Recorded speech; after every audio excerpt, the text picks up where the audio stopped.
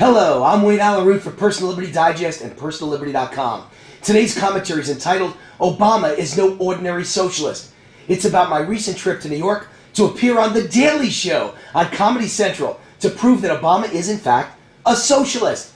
But he's not just any ordinary run-of-the-mill socialist. Obama's a rare breed, a hybrid socialist. More on that in a minute. First, let's get back to my Daily Show appearance. I love any opportunity to travel to New York, my old hometown. I travel there a lot to appear on Fox News Channel, but this was my first trip to visit The Daily Show. By the way, I jumped at the offer. This may have been the first time in my life that a liberal paid a bill for me. Is Obama a socialist? Answering that question was the reason for my appearance. The Daily Show producers seemed eager to prove that Obama is not a socialist, and just as importantly, to prove me as being an idiot for believing and knowing that he is. The Daily Show interviewed a bunch of socialists, plus a New York college professor, even worse, who all agreed that Obama is certainly not a socialist. Obama just doesn't go far enough for them. But I told them that's not how Obama plays the game. That's not how he rolls. What makes him the most dangerous socialist this country has ever seen is the fact that he's no ordinary socialist. First, let's examine socialism. One of socialism's central tenets is demonization of the wealthy. Sound familiar? Obama plays the game of class warfare like no politician in history.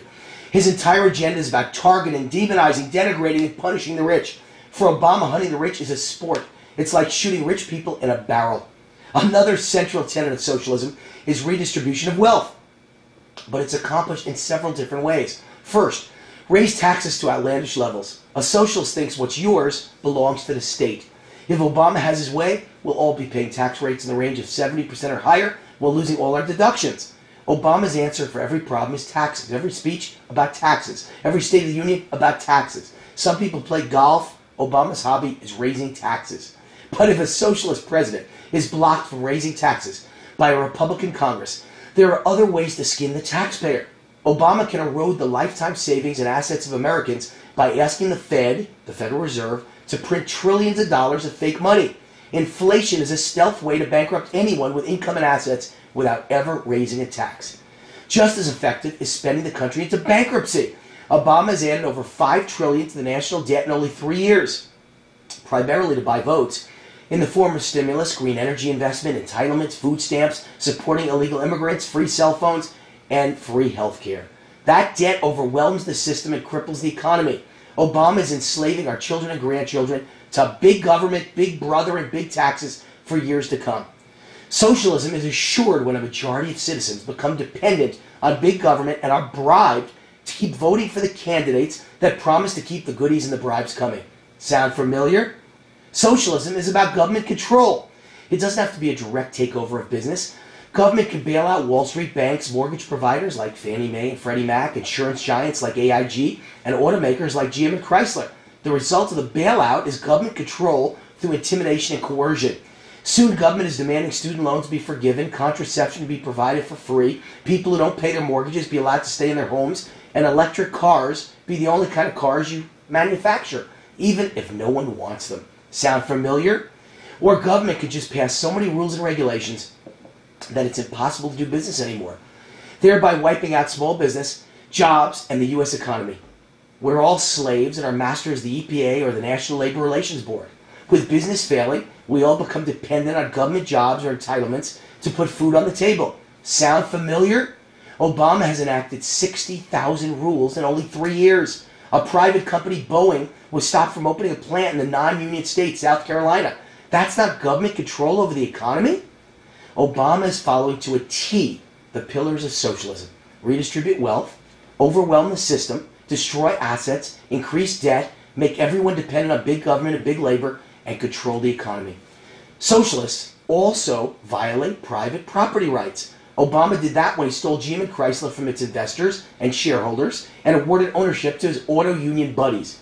He's taking similar action by demanding private companies, health insurers, provide a product, contraception, while banning them from charging for it. Socialists discredit the opposition.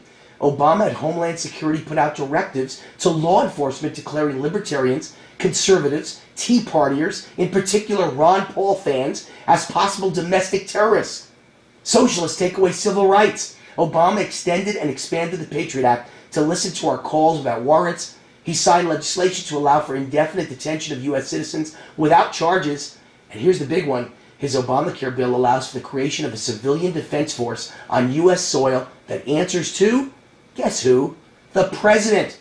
Socialists want to control and censor the media. Obama supports the fairness doctrine, which would cripple conservative talk radio. Meanwhile, his bailout of newspapers and GE, parent of NBC, CNBC, and MSNBC, allows government to manipulate and intimidate the media. And of course, Obama always, as all liberals do, has Hollywood under his thumb. Yes, Obama is definitely a socialist, but he's a stealth socialist. He believes in achieving his goals slowly, subtly. He believes in hiding and disguising his intentions. He believes in incremental success, like boiling a frog slowly until it's dead without ever realizing what happened. And he understands that he needs a few key billionaires to support his agenda and give him cover. Warren Buffett, GE CEO Jeffrey Immelt, every rich big shot in Hollywood. That gives him cover. 4 years ago, Obama slipped up and he said, "I just want to spread the wealth around." Just a couple of weeks ago, he slipped up again when an open microphone caught him telling the Russian president to just be patient. "I have an election to win, and then I'll have more flexibility." I'm kind of surprised he didn't whisper it in Russian. This is the Obama game plan, a second term so he can finish off what he started. Make 12 million illegal immigrants, disproportionate recipients of government programs, into voters. Ban all oil drilling and watch gas soar to unimagined heights. Ban gun ownership. Raise taxes to levels that will discourage entrepreneurship and starve his political opposition. Intimidate big business into supporting his agenda. Silence conservative talk radio. Give our military secrets to the Russians. All without ever having to face another election. Obama's free to be the real Obama for the first time. Jon Stewart and The Daily Show are right about one thing. Obama is no ordinary socialist. He's a rare hybrid. He's a socialist, Marxist, fascist, and corporatist all rolled into one. And that, my friends, is the deadliest breed America has ever seen. I'm Wayne Allyn Root for Personal Liberty. See you back here, same time, same place, next week. God bless.